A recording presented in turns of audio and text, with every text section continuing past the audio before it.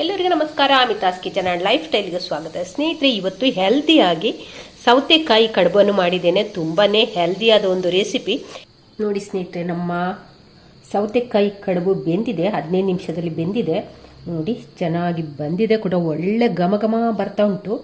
Taste ಅಂತೂ super ಆಗಿರ್ತದೆ. ನೀವು ಕೂಡ ಒಂದ್ಸಲಿ ಮಾಡಬೇಕು ನೋಡಿ. ನೋಡಿ ಚೆನ್ನಾಗಿ ಎದ್ದು ಬರ್ತದೆ ಕೂಡ. ನೋಡಿ ಎಷ್ಟು ಚೆನ್ನಾಗಿ ಬಂದಿದೆ. ನಿಮಗೆ ನೋಡುವಾಗಲೇ ಅನಿಸ್ಬೋದು ಎಷ್ಟು ಚೆನ್ನಾಗಿದೆ ಅಂತ. ಹಾಗೆ ಹೆಲ್ದಿ ಆದ ಒಂದು ಬ್ರೇಕ್ಫಾಸ್ಟ್ ರೆಸಿಪಿ, ಯಾರಿಗೂ ಕೂಡ ಇದನ್ನು ಮಾಡ್ಬೋದು. ಮೊನ್ನೆ ನನಗೆ ಒಬ್ಬರು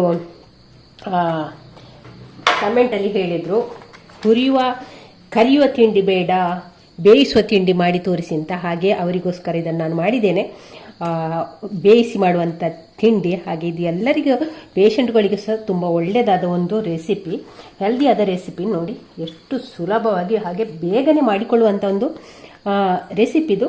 ರವೆ ಎಲ್ಲ ಹುರಿದು ರೆಡಿಯಾಗಿ ಇಟ್ಟರೆ ಉಂಟಲ್ಲ, ಎಷ್ಟು ಸುಲಭವಾಗಿ ಎಷ್ಟು ಬೇಗವಾಗಿ ಹೆಲ್ದಿಯಾದ ಒಂದು ರೆಸಿಪಿ. ನೀವು ಕೂಡ ಟ್ರೈ ಮಾಡಿ. ಹಾಗೆ ವಿಡಿಯೋ ಇಷ್ಟ ಆದರೆ ಲೈಕ್, ಶೇರ್, ಕಮೆಂಟ್ ಮಾಡಿ. ಚಾನಲ್ಗೆ ಯಾರಾದರೂ ಹೊಸಬರಿದ್ರೆ ಪ್ಲೀಸ್ ಸಬ್ಸ್ಕ್ರೈಬ್ ಮಾಡಿಕೊಂಡು ಚಾನಲನ್ನು ನೋಡಿ. ಇವಾಗ ಇಲ್ಲಿ ಎಳೆಯದಾದ ಮುಳ್ಳು ಸೌತೆ ತಗೊಂಡಿದ್ದೇನೆ. ಇದನ್ನೀಗ ತೊಟ್ಟನ್ನು ತೆಗೆಯುವ. ಒಂಥರ ಗಮ್ ಇರ್ತದೆ ವೈಟ್, ಅದನ್ನು ಹೀಗೆ ಮಾಡಿ ತಗೊಳ್ಳೋ ಫಸ್ಟಿಗೆ. ಇಲ್ಲದಿದ್ದರೆ ಚಿಕ್ಕದಾಗಿ ಕಟ್ ಮಾಡಿಕೊಂಡ್ರೂ ಆಗ್ತದೆ. ನಾನಿಲ್ಲಿ ತುರಿತಾ ಇದ್ದೇನೆ. ಸೌತೆಕಾಯಿನೆಲ್ಲ ತುರ್ಕೊಂಡಾಯಿತು ನೋಡಿ, ಈ ರೀತಿ ತುರ್ಕೊಂಡಿದ್ದೇನೆ. ಇವಾಗ ಇದನ್ನು ನಾವು ಪಕ್ಕಕ್ಕೆ ಇಟ್ಕೊಂಡು ಮಿಕ್ಸರ್ ಜಾರ್ ತಗೊಂಡಿದ್ದೇನೆ. ಅದಕ್ಕೆ ಈಗ ಒಂದು 3 ಟೇಬಲ್ ಸ್ಪೂನ್ನಷ್ಟು ತೆಂಗಿನಕಾಯಿ ತುರಿಯನ್ನು ಹಾಕ್ತಾ ಇದ್ದೇನೆ. ಹಾಗೆ ಶುಂಠಿ, 3 ಕಾಯಿ ಮೆಣಸು, ಅದಕ್ಕೀಗ ಕೊತ್ತಂಬರಿ ಸೊಪ್ಪನ್ನು ಕೂಡ ಹಾಕ್ತಾ ಇದ್ದೇನೆ.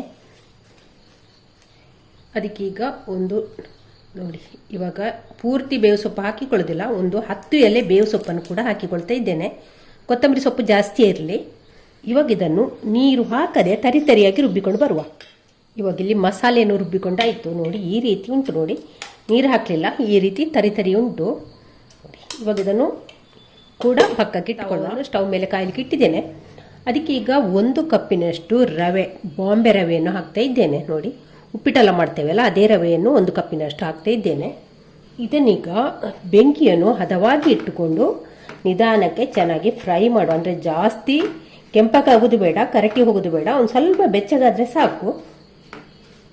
ಇವಾಗ ನೋಡಿ ರವೆ ಇಲ್ಲಿ ಫ್ರೈ ಆಯಿತು, ಒಳ್ಳೆ ಬಿಸಿಯಾಗಿದೆ. ಜಾಸ್ತಿ ಫ್ರೈ ಆಗೋದು ಬೇಡ. ಹಾಗೆ ರವೆ ಕೂಡ ಅರಳಿದೆ ನೋಡಿ, ಒಂದು ಸ್ವಲ್ಪ ಕಲರ್ ಚೇಂಜ್ ಆಗಿದೆ. ಇವಾಗ ನಾನು ಸ್ಟವ್ ಆಫ್ ಮಾಡ್ತಾ ಇದ್ದೇನೆ.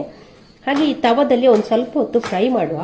ಆನಂತರ ಇದರಲ್ಲಿ ಒಂದು ಸ್ವಲ್ಪ ಹೊತ್ತು ತಣ್ಣಗಾಗಲಿಕ್ಕೆ ಬಿಡುವ.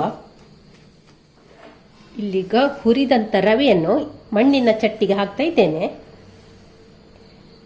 ರವೆ ಒಂದು ಸ್ವಲ್ಪ ಹೊತ್ತು ತಣ್ಣಗಾಗಲಿ. ರವೆ ಇವಾಗ ತಣ್ಣಗಾಯಿತು. ತಣ್ಣಗಾದಂಥ ರವೆಗೀಗ ರುಬ್ಬಿಕೊಂಡಂಥ ಮಸಾಲೆಯನ್ನು ಹಾಕಿಕೊಳ್ಳುವ. ಇವಾಗ ಇಲ್ಲೊಂದು ಅರ್ಧ ಟೀ ಸ್ಪೂನಷ್ಟು ಜೀರಿಗೆಯನ್ನು ಹಾಕ್ತಿದ್ದೇನೆ. ಇವಾಗ ನಾನು ಮರ್ತೋಯ್ತದ, ಹಾಗೆ ನಾನಿಲ್ಲಿ ಇಡೀ ಜೀರಿಗೆಯನ್ನು ಅರ್ಧ ಸ್ಪೂನ್ನಷ್ಟು ಹಾಕಿದ್ದೇನೆ. ನೀವು ರುಬ್ಬುವಾಗ ಹಾಕಿಕೊಳ್ಳಿ 1 ಟೀ ಸ್ಪೂನ್. ಸೌತೆಕಾಯಿ ತುರಿಯನ್ನು ರವೆಗೆ ಹಾಕಿ ಚೆನ್ನಾಗಿ ಕಲಸಿಕೊಂಡಾಯಿತು ನೋಡಿ, ಈ ರೀತಿ ಕಲಸಿಕೊಂಡಿದ್ದೇನೆ. ಚೆನ್ನಾಗಿ ಕಲಸಿಕೊಂಡಾಯಿತು. ಉಪ್ಪು ಇವಾಗಲೇ ಹಾಕೋದು ಬೇಡ, ಯಾಕೆ ಅಂತ ನಾನು ಹೇಳ್ತೇನೆ ಆಮೇಲೆ. ಇವಾಗ ಇದನ್ನು ಮುಚ್ಚಿಟ್ಟು ಒಂದು 10 ನಿಮಿಷ ನಾವು ರವೆ ನೆನೆಲಿಕ್ಕೆ ಬಿಡುವ. ಅಷ್ಟು ಹೊತ್ತಿಗೆ ನಾವು ಈಗ ಇಲ್ಲಿ ಬಾಳೆ ಎಲೆ ತಗೊಂಡಿದ್ದೇನೆ. ಇದನ್ನೆಲ್ಲ ಒಮ್ಮೆ ಬಾಡಿಸಿಕೊಳ್ಬೇಕು. ಬಾಳೆ ಎಲೆಯನ್ನು ಬಾಡಿಸಿಕೊಳ್ಳೋದಿದ್ರೆ ಉಂಟಲ್ಲ, ಇದು ನಾವು ತಟ್ಟುವಾಗ ಹರಿತದೆ. ಹಾಗಾಗಿ ಎಲ್ಲವನ್ನು ಕೂಡ ಒಂದು ಸ್ವಲ್ಪ ರವೆಯನ್ನು ನೆನೆಲಿಕ್ಕೆ ಬಿಟ್ಟು ಒಂದು 10 ನಿಮಿಷವಾಯಿತು ನೋಡಿ. ರವೆ ಚೆನ್ನಾಗಿ ನೆಂದಿದೆ ನೋಡಿ. ಇವಾಗ ಇದರಲ್ಲಿ ನೀರಿನ ಅಂಶ ಇಲ್ಲ ನೋಡಿ, ಚೆನ್ನಾಗಿ ಉದುರುಂಟು.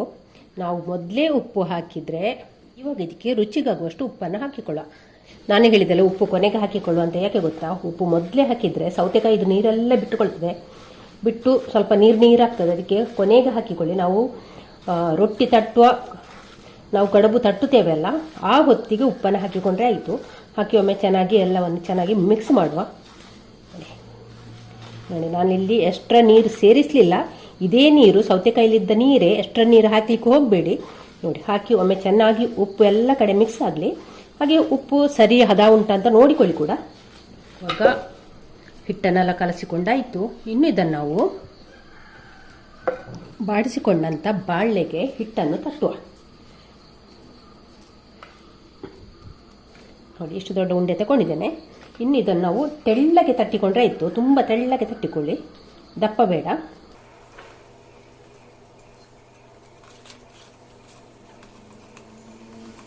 ನೋಡಿ ಇದರ ಎಡ್ಜನ್ನು ಕೂಡ ತೆಳ್ಳಗೆ ತಟ್ಟಿಕೊಂಡ್ರೆ ಆಯಿತು ನೋಡಿ, ಎಲ್ಲ ಸೈಡನ್ನು ಕೂಡ ಹೀಗೆ ತೆಳ್ಳಗೆ ತಟ್ಟಿಕೊಂಡ್ರೆ ಆಯಿತು ನೋಡಿ. ಹೀಗೆ ತೆಳ್ಳಗೆ ತಟ್ಟಿಕೊಂಡಿದ್ದೇನೆ. ಇನ್ನು ಇದನ್ನು ನಾವು ಹೀಗೆ ಫೋಲ್ಡ್ ಮಾಡಬೇಕು ನೋಡಿ, ಇದೆರಡು ಸೇರುವಾಗಿ ಫೋಲ್ಡ್ ಮಾಡಬೇಕು. ಇಷ್ಟು ಇಲ್ಲಿ ಮಾತ್ರ ಇದರ ಈ ಸೈಡ್ ಮಾತ್ರ ಒಂದು ಸ್ವಲ್ಪ ಪ್ರೆಸ್ ಮಾಡಿಕೊಂಡ್ರೆ ಸಾಕು. ಮತ್ತು ಇದನ್ನು ಹೀಗೆ ಇಟ್ಕೊಳ್ಳುವ, ಎಲ್ಲವನ್ನು ಕೂಡ ಇದೇ ರೀತಿ ಮಾಡ್ಕೊಳ್ಳುವ. ಇಲ್ಲಿ ನೋಡಿ ಎಲ್ಲ ಕಡುಬನ್ನು ಈ ರೀತಿ ಮಡಚಿ ಇಟ್ಟುಕೊಂಡಿದ್ದೇನೆ ನೋಡಿ, ಎಲ್ಲವನ್ನು ಕೂಡ ಹೀಗೆ ಮಾಡಿ ಇಟ್ಕೊಂಡಿದ್ದೇನೆ, ಸೆಟ್ ಮಾಡಿ ಇಟ್ಕೊಂಡಿದ್ದೇನೆ.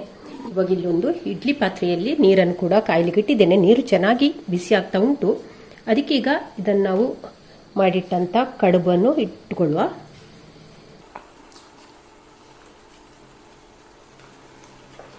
ಇದನ್ನು ಒಂದು 15 ನಿಮಿಷ ಬೆಂಕಿಯನ್ನು ಹೈಯಲ್ಲಿ ಇಟ್ಟುಕೊಂಡು ಬೇಯಿಸುವ. ಸ್ನೇಹಿತರೆ ನೋಡಿ, ಎಡವಟ್ಟಾದ ವಿಷಯ ಏನಂದರೆ, ಇಲ್ಲಿ ಹೆಸರುಬೇಳೆ ಒಂದು 2 ಟೀ ಸ್ಪೂನ್ ಅಷ್ಟು ತೆಕ್ಕೊಂಡು 2 ಗಂಟೆ ನೆನೆ ಹಾಕಿದ್ದೆ. ಇದನ್ನು ನಮಗೆ ಹಿಟ್ಟು ಕಲಸುವಾಗ ನಾನು ಇದನ್ನು ಸೇರಿಸಬೇಕಿತ್ತು. ಸೌತೆಕಾಯಿ ರವೆಯನ್ನೆಲ್ಲ ಸೇರಿಸಿ ಮಿಕ್ಸ್ ಮಾಡಿದ್ದೇವಲ್ಲ, ಆ ಹೊತ್ತಿಗೆ ಈ ಹೆಸರುಬೇಳೆಯನ್ನು ನಾವು ಅದಕ್ಕೆ ಹಾಕಬೇಕಿತ್ತು. ನನಗೆ ಮರ್ತೋಯ್ತು, ಎಡವಟ್ಟಾದ ವಿಷಯ ಇದು, ಸಾರಿ. ನೀವು ಮಾಡುವಾಗ ಹೆಸರುಬೇಳೆನ ಹಾಕಿಕೊಳ್ಳಿ, ಟೇಸ್ಟ್ ಚೆನ್ನಾಗಿರ್ತದೆ, ಒಂದು ಡಿಫ್ರೆಂಟ್ ಆದ ಟೇಸ್ಟ್. ಸಾರಿ. ನೋಡಿ ಸ್ನೇಹಿತರೆ, ನಮ್ಮ ಸೌತೆಕಾಯಿ ಕಡುಬು ಬೆಂದಿದೆ, 15 ನಿಮಿಷದಲ್ಲಿ ಬೆಂದಿದೆ ನೋಡಿ. ಚೆನ್ನಾಗಿ ಬಂದಿದೆ ಕೂಡ, ಒಳ್ಳೆ ಘಮ ಘಮ ಬರ್ತಾ ಉಂಟು. ಟೇಸ್ಟ್ ಅಂತೂ ಸೂಪರ್ ಆಗಿರ್ತದೆ. ನೀವು ಕೂಡ ಒಂದ್ಸಲಿ ಮಾಡಬೇಕು ನೋಡಿ. ನೋಡಿ ಚೆನ್ನಾಗಿ ಎದ್ದು ಬರ್ತದೆ ಕೂಡ ನೋಡಿ, ಎಷ್ಟು ಚೆನ್ನಾಗಿ ಬಂದಿದೆ. ನಿಮಗೆ ನೋಡುವಾಗಲೇ ಅನಿಸ್ಬೋದು ಎಷ್ಟು ಚೆನ್ನಾಗಿದೆ ಅಂತ. ಹಾಗೆ ಹೆಲ್ದಿ ಆದ ಒಂದು ಬ್ರೇಕ್ಫಾಸ್ಟ್ ರೆಸಿಪಿ. ಹಾಗೆ ಇಲ್ಲಿ ಕೆಂಪು ಚಟ್ನಿ ಮಾಡಿಕೊಂಡಿದ್ದೇನೆ. ಕೆಂಪು ಚಟ್ನಿಗೆ ತೆಂಗಿನಕಾಯಿ, ಮೆಣಸು, 2 ಎಸಳು ಬೆಳ್ಳುಳ್ಳಿ, ಒಂದು ತುಂಡು ನೀರುಳ್ಳಿ, ಹಾಗೆ ಉಪ್ಪು, ಹಾಗೆ ಹುಳಿ ಇಷ್ಟನ್ನು ಹಾಕಿ ರುಬ್ಬಿಕೊಂಡಿದ್ದೇನೆ. ಗಟ್ಟಿ ಚಟ್ನಿ ಮಾಡಿದ್ದೇನೆ. ಹಾಗೆ ಇದು ಕಡುಬು ನಿಮಗೆ ಖಾರ ಅಂತಿದ್ದರೆ ಚಟ್ನಿ ಅಷ್ಟು ಖಾರ ಮಾಡಬೇಡಿ. ಕಡುಬು ನಿಮಗೆ ಸಪ್ಪೆ ಅಂತ ಅನಿಸಿದರೆ ಚಟ್ನಿ ಸ್ವಲ್ಪ ಖಾರ ಮಾಡಿಕೊಳ್ಳಿ. ಬೆಳ್ಳುಳ್ಳಿ ಎಲ್ಲ ಹಾಕಿ ತುಂಬ ಚೆನ್ನಾಗಿರ್ತದೆ. ಹಾಗೆ ನೀವು ಕೂಡ ಒಂದ್ಸಲ ಟ್ರೈ ಮಾಡಿ. ಹಾಗೆ ವಿಡಿಯೋ ಇಷ್ಟ ಲೈಕ್, ಶೇರ್, ಕಮೆಂಟ್ ಮಾಡಿ. ಚಾನಲ್ಗೆ ಯಾರಾದರೂ ಹೊಸಬ್ರು ಇದ್ದರೆ ಪ್ಲೀಸ್ ಸಬ್ಸ್ಕ್ರೈಬ್ ಮಾಡಿಕೊಂಡು ಚಾನಲನ್ನು ನೋಡಿ.